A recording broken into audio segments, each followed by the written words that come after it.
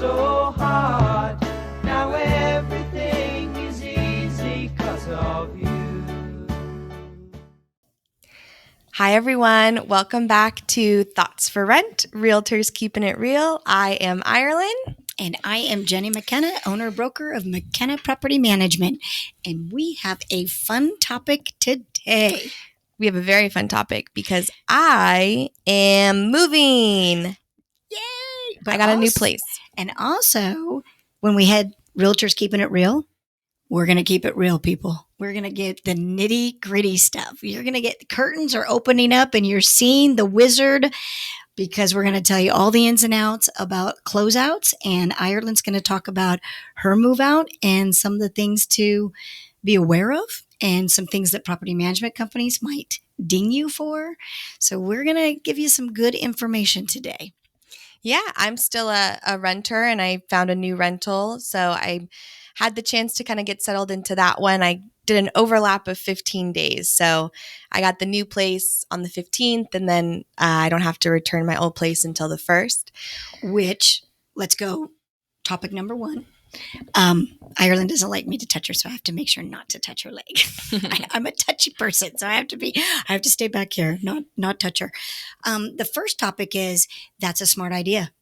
When you are getting a lease that is being signed, a lot of property management companies will only keep the property off the market for the 2 weeks before you move in. But my recommendation is always overlap where you're living to where you're going, minimum 7 days. Minimum. I know that sounds like it's money, it's extra utilities, you want to just save, but the truth of the matter is you cannot move out of an old rental and into a new rental in a 24, 48-hour time frame. There's just too much.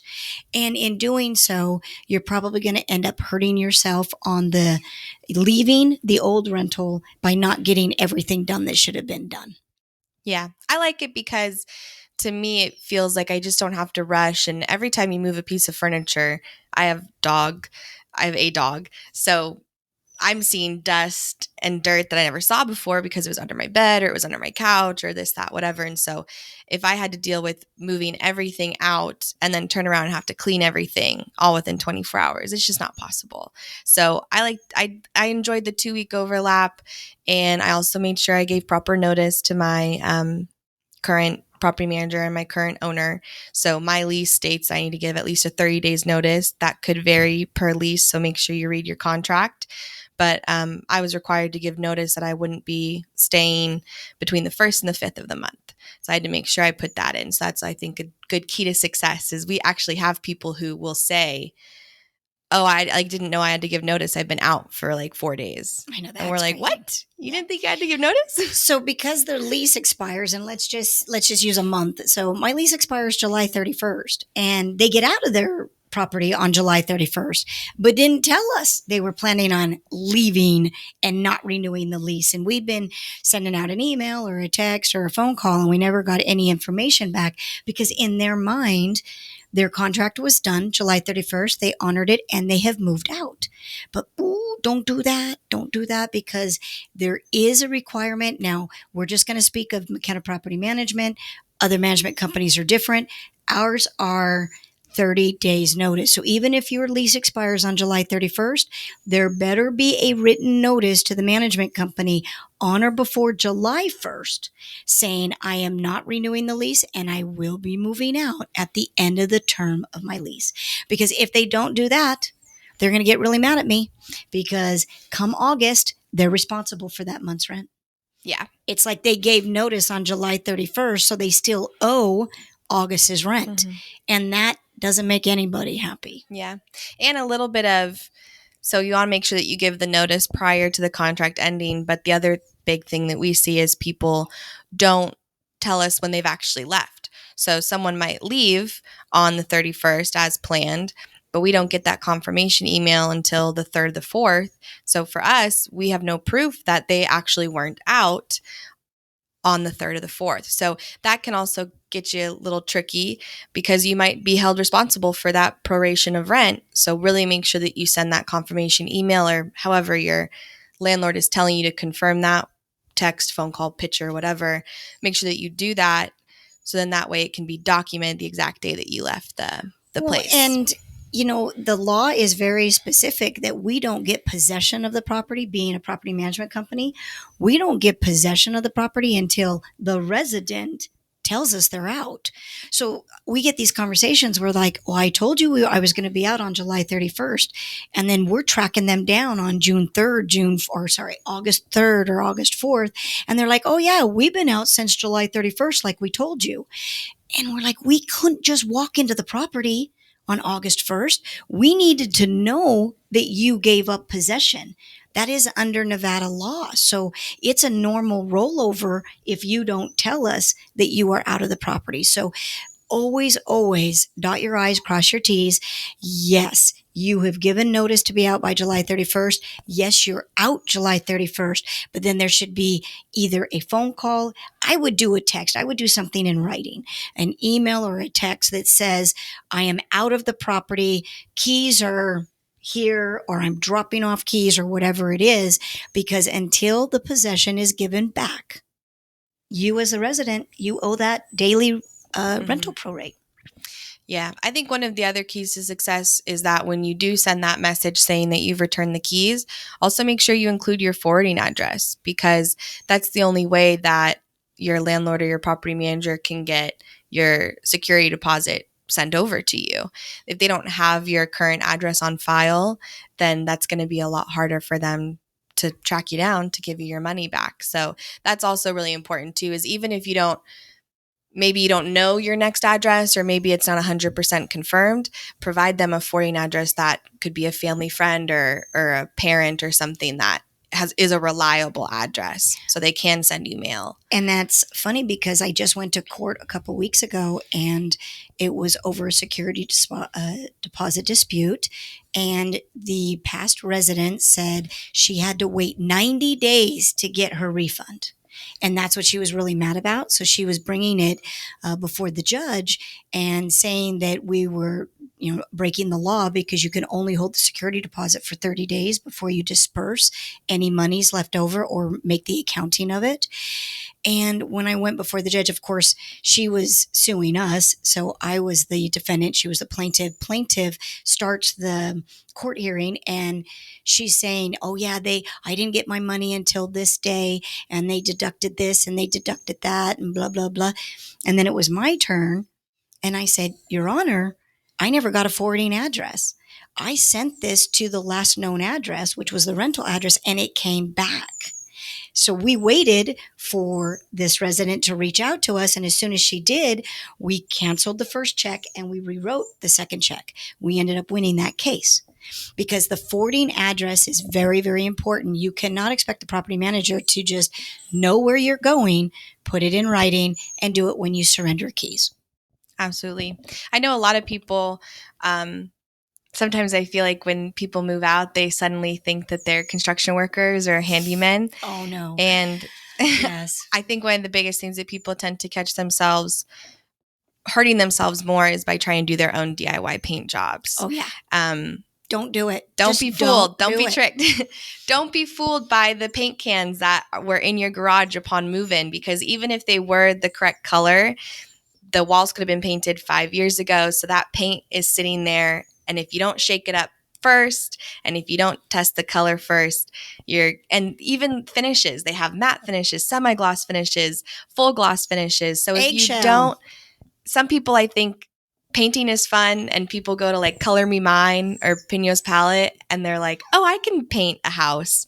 But it is, you like to call it cheetah print or cheetah paint or something? It looks like somebody just did a cheetah wall. I mean, there's like these little marks, little specks all over the wall, little cheetah marks. And it kills me because when we reach out to them and say, oh my gosh, we have to paint the whole wall now because there's 27 marks all over this wall. They go, well, we used the can of paint that was in the garage. And I said, it gets to be 115 degrees like outside. I can't even imagine what it would be in a garage. No paint is going to be able to withstand that. The paint is there more for the code. so that when a professional painter comes in, he could actually start with that code and then make adjustments, and he knows how to make the adjustments, what kind of sheen it is, if he needs to add a little bit more white, a little bit more beige or whatever. So you know what? This is your rule for success. Do not DIY any of your touch-up paint. Just know, hey, I lived in this great rental and I put up 17 things on the wall because I love the print, the paintings, or I put a TV with a big old mount. Leave the holes. We will have a touch-up person come in and do a beautiful job. Yes, it will come out of your security, but I promise you it's a lot cheaper to do that, to pay for that, than when you try and do it and they have to paint walls at that point. But yeah, they like to come back and say, well, we did it. We covered it up. But if you covered it up with the wrong paint, then all you really did was damage the wall. So now it's damage. So be careful about that. That is the number one thing that really makes past residents mad, when we have to collect that touch-up paint. Absolutely. And I've learned that lesson. I've never tried to do my own paint touch up, because I've even seen some vendors not necessarily do a good job. So even people who are trained professionals can sometimes get it wrong, especially in a house that's 30, 40 years old, and that paint itself can be 30, 40 years old. It's a very complex art. So leave it to the professionals. But the things that you can do as a resident, obviously, is do a good clean. But more importantly, make sure that there are no burnt out light bulbs, and make sure that your smoke alarms are all good. Those are really easy, simple things that you can do for success, because the cost of labor for the handyman to go out and replace a light bulb is always going to be more expensive than just you purchasing a light bulb at Lowe's or Home Depot or even your grocery store and replacing it. And I think a lot of people in Nevada and most states, they have to itemize every single charge on a deposit. They'll sit there and question, well, why is this light bulb replacement so expensive? It's just a light bulb. You're right, it is just a light bulb, but it's a vendor who had to drive and spend time and gain access to the property. So they are tacking on labor. And that labor is what's causing it to be really expensive. So batteries and light bulbs, just save yourself that money and just do a quick walkthrough of your house and check it and make sure everything looks good before you leave. And do not put in a curlicue light bulb if all the other light bulbs are not curlicue. They've got to match. When a resident moves into a property, all the light bulbs are matching and all of them are working. That's how you have to give the property back to the property manager in order for you not to get, I call it dinged for that expense. So just, that's an easy one. And then when you were talking about the janitorial or the cleaning, bear in mind that even if you submit a receipt from a professional cleaning company, Ireland, if they did a crappy job, you're still going to get charged. So don't think that you can go on to, Google and find like the absolute cheapest cleaning company, have them come in and do a terrible job. And because you submit a receipt, you're in the clear. Yeah. I mean, it's a good start, don't get me wrong. And that might help you not get a full charge against you. But if we have to clean the property because it's not in rentable cleanliness condition from industry standards, we're charging. Yeah. And I have seen some people where they will pay for the janitorial, but then live in the house still for 2 weeks. Yeah. And then they'll pay for the janitorial, but 4 days later, they have the movers come in and move everything. So if you do have a company that you think is very reliable, even if that company is a great company, time it out right. Make sure that you're doing it in the correct order of operations. Don't pay for the janitorial and have that receipt, but then 5 days later have 10 people in your house moving furniture, because your house is going to get dirty again. So do the move first, clean second. Well, and then this is the other thing to remember too. Carpet cleaning should always be the very last thing. So if you're let the movers move everything out, have the property be vacant. If you do have a reliable cleaning company, have them come in. And then at that point, then the next day, have the carpet cleaners come in. You always want the carpet cleaning to be the absolute last thing. So that's another important thing. Yeah.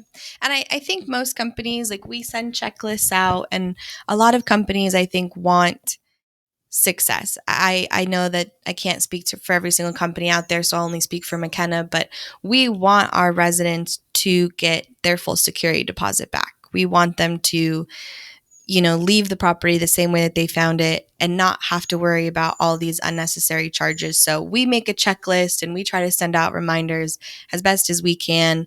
We try to encourage people to use that checklist because that's for the cleaning and the light bulbs and all of the above, because we really do try to aim for a full return, because that's just going to make everyone happy. It's going to make all parties satisfied. Well, and then let's talk about this too, because residents will claim that we wanted to charge things to them because we make money off of that vendor, or we make what's called an upcharge of whatever it is that vendor charged. At least at McKenna Property Management, that is not true.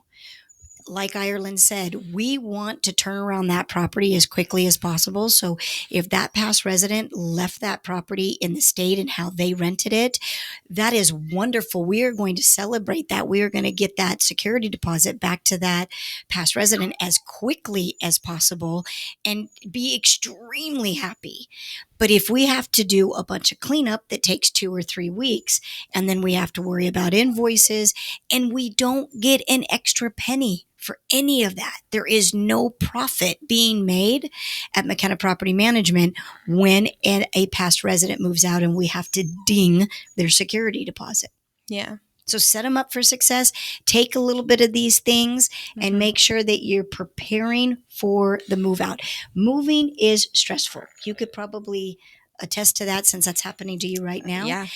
Don't make it any more stressful by not doing the items on the checklist, because it will come back. They will be dinged against your security deposit, and it is just what it is.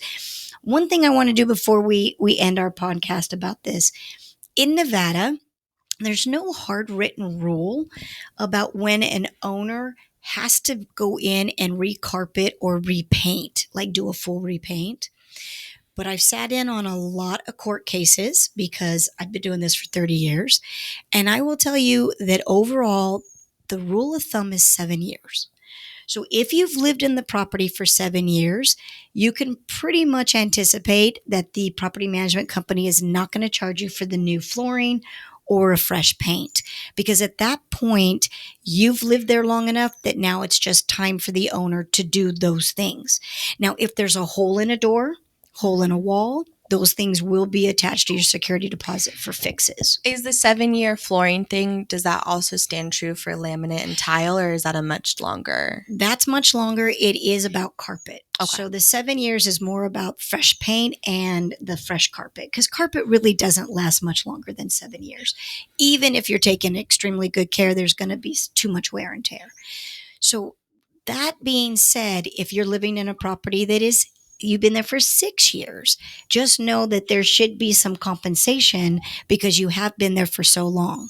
But if you've only been in the property for 1, 2, maybe 3 years, then yeah, it should be left in pretty much the same condition of how you rented it. Mm-hmm. And the last thing, make sure your landscaping is looking good. Get those weeds out of there. Make sure that you pick up any of the garbage that might have blown in Las Vegas. There's always wind that blows in the garbage. If the landscaping doesn't look good, you will be charged for a one-time landscape cleanup. And what I've noticed since COVID, landscaping has gone high in the pricing. For them to go out there, this is one of those services that they are able to just keep raising those prices. So I'm thinking everybody was probably used to about $150 for a one-time cleanup. It's closer to $300 right now for a one-time cleanup. Absolutely. And I'm sure there's even summer influx pricing because it's hot. Yep. These guys are out there in 115-degree heat pulling weeds. So do it yourself. Get up at 7 a.m. when it's colder out, and then go back into your house and take a shower afterwards and save the money. So there was a past resident. I thought this was a great idea. He set up a lemonade stand and on a Saturday, and it was free. and any of the kids can come in and get lemonade as long as they pulled the weeds in the front yard. That's a good idea, actually. And it was just rock, so they were just little weeds, and they have little hands. So it's really easy for them to pull those weeds. And then he did something like, if you filled this up, you got a big lemonade. If you only did this amount, then you got the smaller lemonade. And let me tell you, his front yard looked good when he moved out. So I believe it. Thinking outside the box. Moving can definitely be stressful, and there is always going to be a to-do list that you're responsible for as a resident. It's not, you can't just wipe your hands clean of it. But if you do follow the to-do list and you take some piece of advice that we gave today, your move out's going to be a lot smoother than it would be if you just tried to walk away from the situation. So I think that these are some pretty good tips and tricks for move out success, and hopefully you get your full security deposit back, and then you can go out for a nice dinner afterwards. That's a good idea. Let's hope that happens. Well, we'll see you guys next week. Bye. Oh, there you go. Sound good? Okay, good. I'll pass over to Ireland. Here you go, Kim. Thanks, Pops.